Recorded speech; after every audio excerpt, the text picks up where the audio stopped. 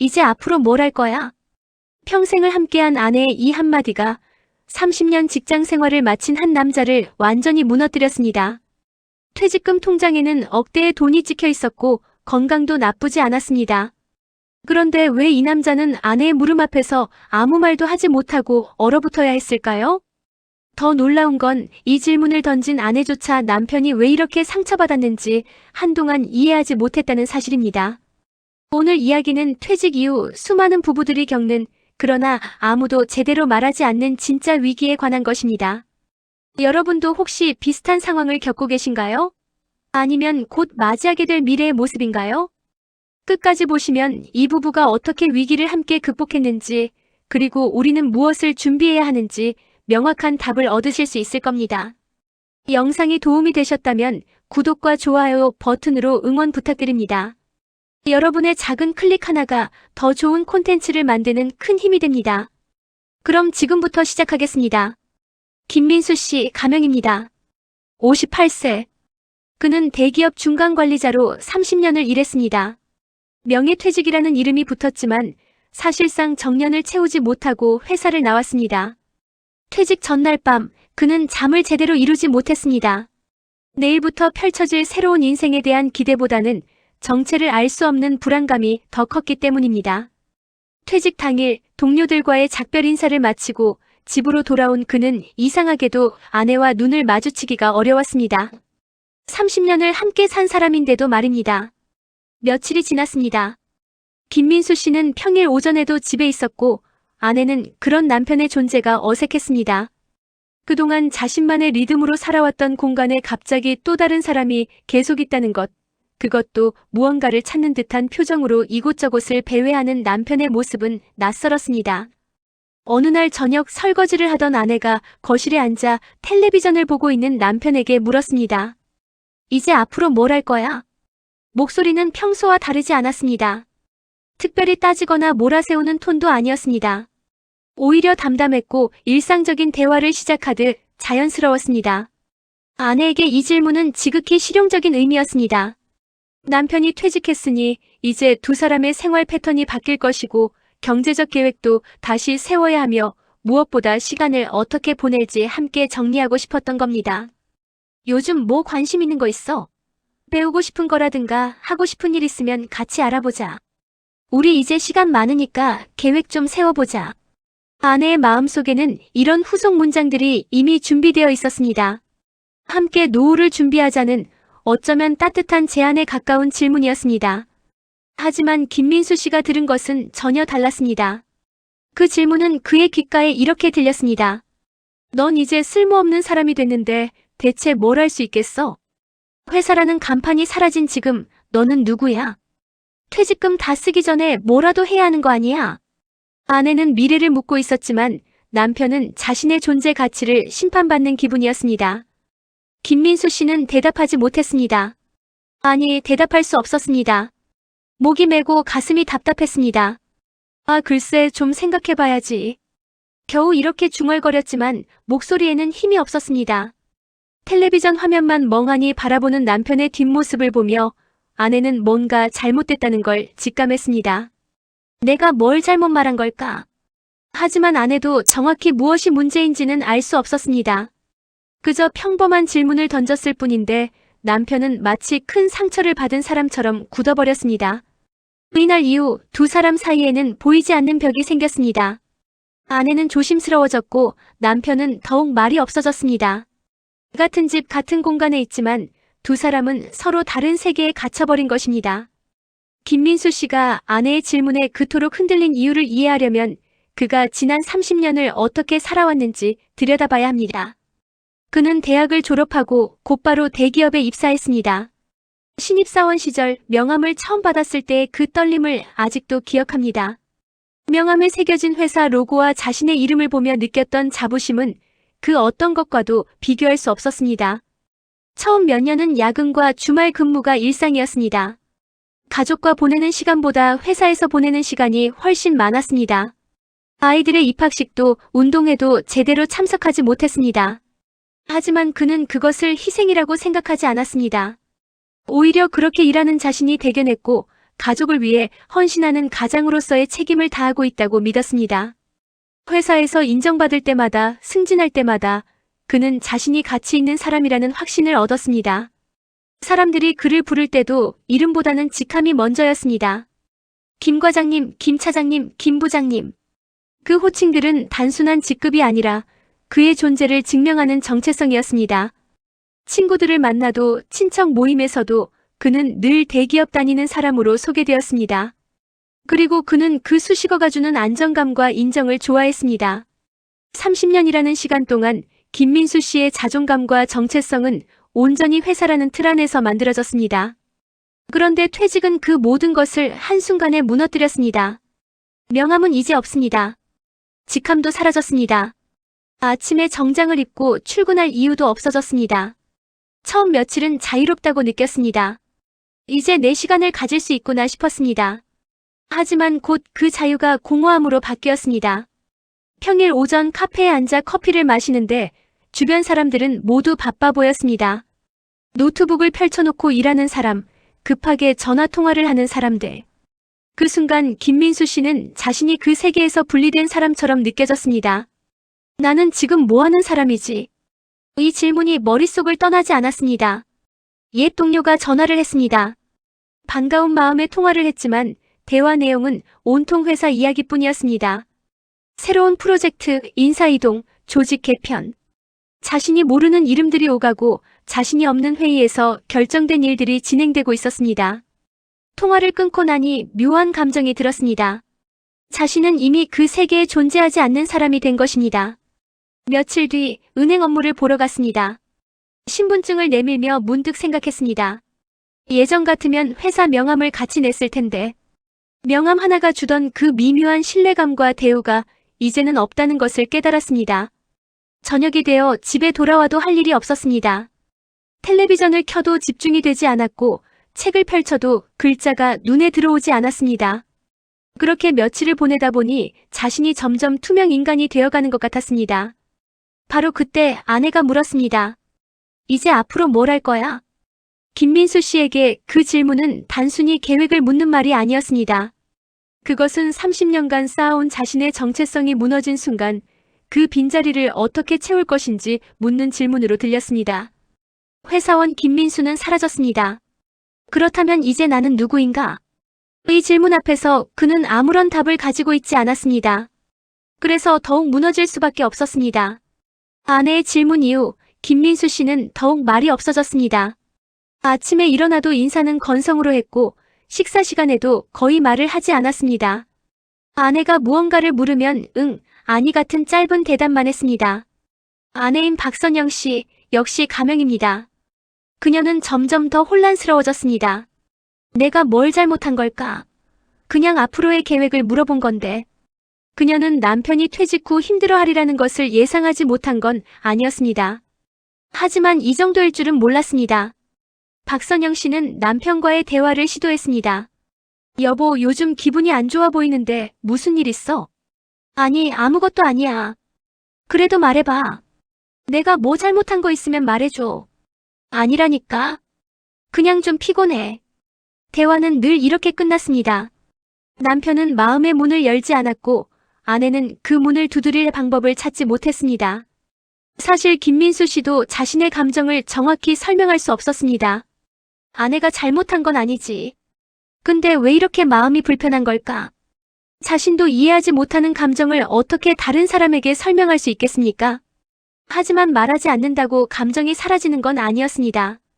오히려 속으로 계속 골마갔습니다. 어느 날 작은 일로 부부 사이에 갈등이 터졌습니다. 박선영 씨가 평소처럼 집안일을 하다가 무심코 말했습니다. 여보, 이제 시간 많으니까 설거지 좀 도와줄 수 있어? 순간 김민수 씨의 얼굴이 굳었습니다. 내가 시간이 많아? 나 바쁜데? 바쁘긴 뭐가 바빠? 하루 종일 집에 있으면서. 박선영 씨도 모르게 이렇게 말이 튀어나왔습니다. 순간 후회했지만 이미 내뱉은 말은 되돌릴 수 없었습니다. 김민수 씨는 아무 말 없이 자리에서 일어나 방으로 들어가 버렸습니다. 박선영 씨는 거실에 혼자 남아 한숨을 쉬었습니다. 왜 우리가 이렇게 됐을까? 30년을 함께 살아온 부부입니다. 큰 위기도 함께 넘어왔고 아이들을 키우며 수많은 어려움도 이겨냈습니다. 그런데 지금 단 하나의 질문, 단 몇 마디의 말 때문에 이렇게 멀어지고 있었습니다. 며칠이 지나도 분위기는 나아지지 않았습니다. 김민수 씨는 외출이 잦아졌습니다. 아침을 먹고 나면 어디론가 나갔다가 저녁 늦게 돌아왔습니다. 어디 갔다 오냐는 질문에는 그냥 좀 걸었어라고만 답했습니다. 사실 그는 목적 없이 걷고 있었습니다. 공원을 몇 바퀴씩 돌고 카페에 앉아 시간을 보내고 도서관에 가서 책을 펼쳐놓고는 멍하니 있었습니다. 집에 있으면 아내와 마주쳐야 하고 아내의 눈빛에서 무언의 질문을 읽어야 했기 때문입니다. 이 사람은 대체 언제까지 이럴 건가? 뭐라도 해야 하는 거 아닌가? 아내는 말로 하지 않았지만 김민수 씨는 그 시선에서 그런 메시지를 읽었습니다. 실제로 아내가 그렇게 생각했는지는 중요하지 않았습니다. 그가 그렇게 느꼈다는 게 문제였습니다. 자존심도 상했습니다. 30년간 가족을 먹여 살리고 아이들 교육비를 대고 집도 마련했습니다. 그런데 이제 와서 시간 많으니까 설거지 좀 해라는 말을 들어야 하다니. 물론 박선영 씨에게는 전혀 다른 의미였습니다. 그녀는 그저 남편이 집안일에 참여하면서 새로운 역할을 찾기를 바랐을 뿐입니다. 함께 집을 돌보며 새로운 관계를 만들어가자는 뜻이었습니다. 하지만 김민수 씨에게는 그것이 이제 너는 쓸모없으니까 집안일이나 해라는 메시지로 들렸습니다. 이렇게 부부는 같은 공간에 있으면서도 완전히 다른 언어를 사용하고 있었습니다. 밤이면 침대에 나란히 누워있지만 둘 사이의 거리는 점점 멀어졌습니다.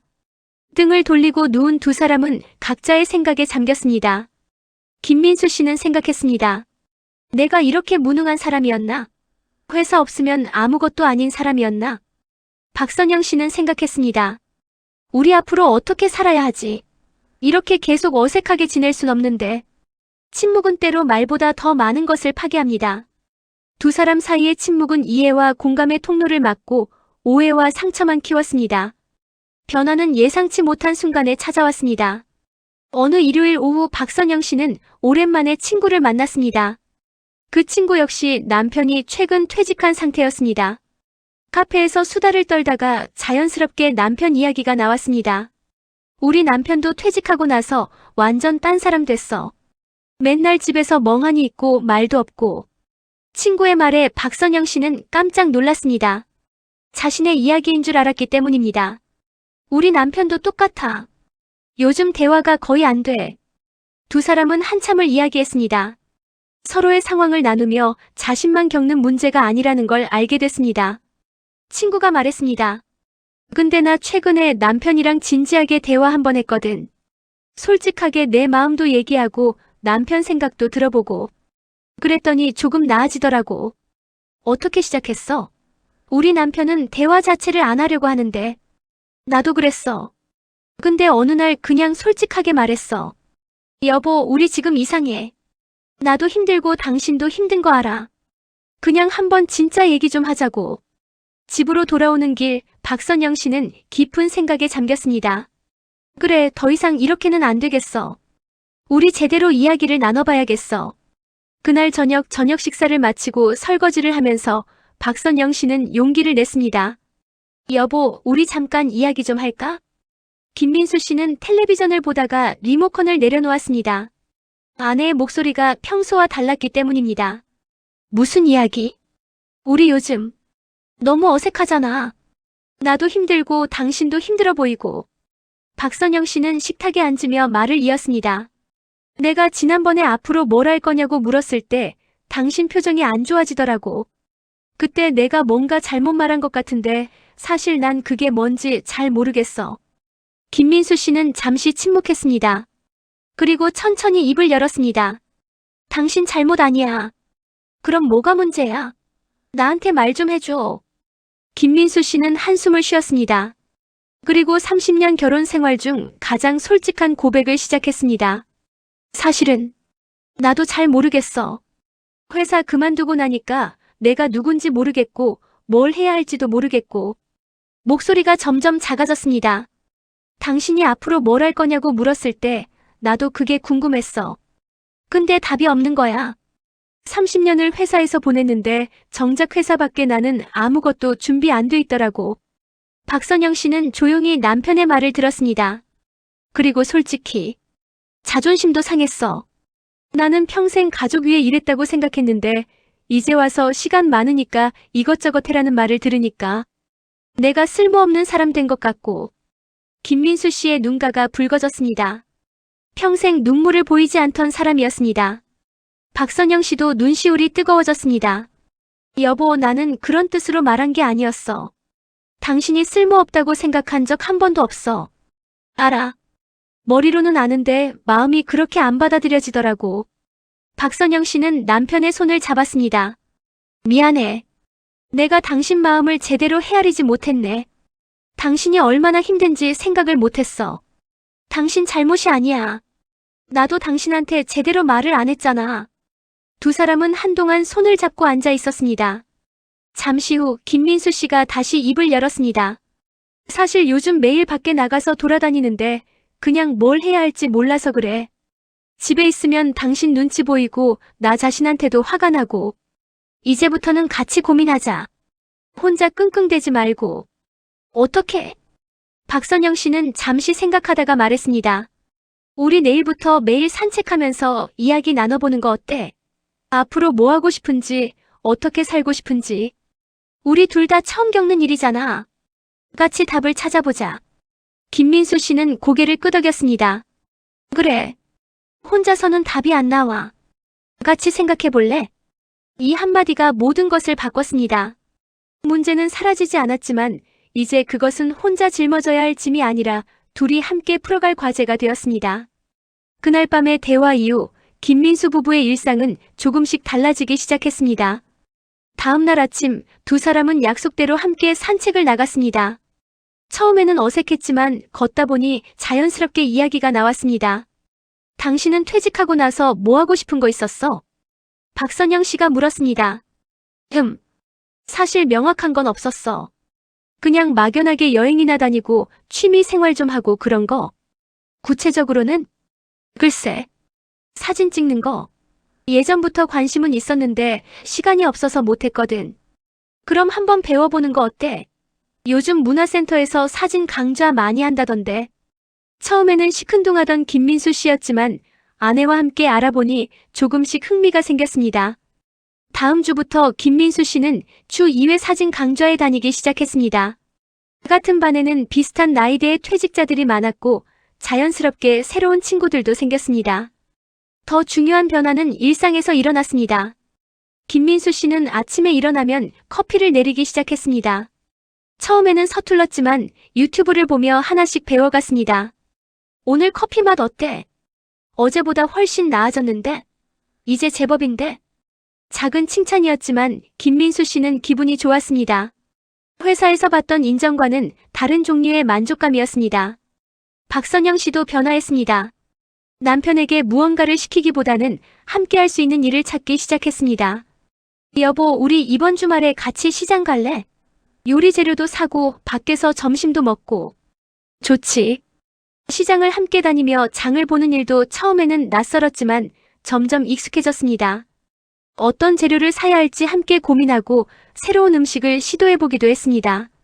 어느 날 김민수 씨가 촬영한 사진을 아내에게 보여주었습니다. 이거 오늘 공원에서 찍은 건데 어때? 우와, 진짜 잘 찍었네. 이거 인화해서 거실에 걸어놓을까? 사진이 실제로 액자에 담겨 거실벽에 걸렸을 때 김민수 씨는 묘한 감동을 받았습니다. 회사에서 만든 기획서나 보고서는 결제가 끝나면 사라졌지만 이 사진은 계속 남아있을 것입니다. 그것도 자신이 가장 사랑하는 사람과 매일 보는 공간에. 몇 달이 지나자 김민수 씨는 사진 동호회 사람들과 함께 사진전을 열기로 했습니다.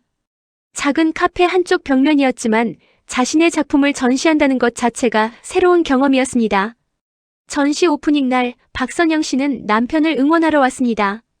남편이 찍은 사진들을 하나하나 보며 그녀는 새로운 면을 발견했습니다. 이 사람한테 이런 감성이 있었구나. 30년을 함께 살았지만 이제야 알게 되는 면이 있었습니다. 김민수 씨도 변화를 느꼈습니다. 예전에 자신은 대기업 부장 김민수였다면 지금은 사진 찍는 걸 좋아하는 김민수였습니다. 직함은 없지만 더 자신다운 정체성이었습니다. 하지만 모든 게 완벽해진 건 아니었습니다. 여전히 힘든 날도 있었습니다. 가끔 옛 동료들의 소식을 들으면 여전히 회사가 그리웠고 자신이 뒤처진 것 같은 기분이 들었습니다. 그럴 때마다 박선영 씨는 남편에게 말했습니다. 여보, 지금 우리가 하는 게 뒤처지는 거 아니야. 다른 길을 가는 거지. 그래도 가끔은 나도 알아. 쉽지 않다는 거. 근데 우리 함께 가고 있잖아. 그 말이 큰 위로가 되었습니다. 어느 날 저녁 두 사람은 함께 산책을 하다가 벤치에 앉았습니다. 박선영 씨가 물었습니다. 여보, 기억나? 내가 몇 달 전에 이제 앞으로 뭘 할 거냐고 물었을 때. 응, 기억나지. 지금 같은 질문 받으면 뭐라고 대답할 것 같아? 김민수 씨는 잠시 생각하다가 웃으며 대답했습니다. 사진 찍고 커피 내리고 당신이랑 산책하고. 그런 거. 그게 답이야? 응. 지금은 그게 내 답이야. 거창하진 않지만. 박선영 씨도 웃었습니다. 좋은 답인데? 나도 그게 좋아. 두 사람은 손을 잡고 다시 걸었습니다. 퇴직 후의 삶은 회사 생활처럼 명확한 목표와 경로가 있는 것이 아니었습니다. 승진도 없고 연봉 인상도 없고 명함도 없었습니다. 하지만 그 대신 있는 것들이 있었습니다. 매일 아침 함께 마시는 커피, 주말마다 함께 가는 시장, 사진 찍으며 나누는 대화, 그리고 무엇보다 서로의 존재. 김민수 씨는 이제 알았습니다.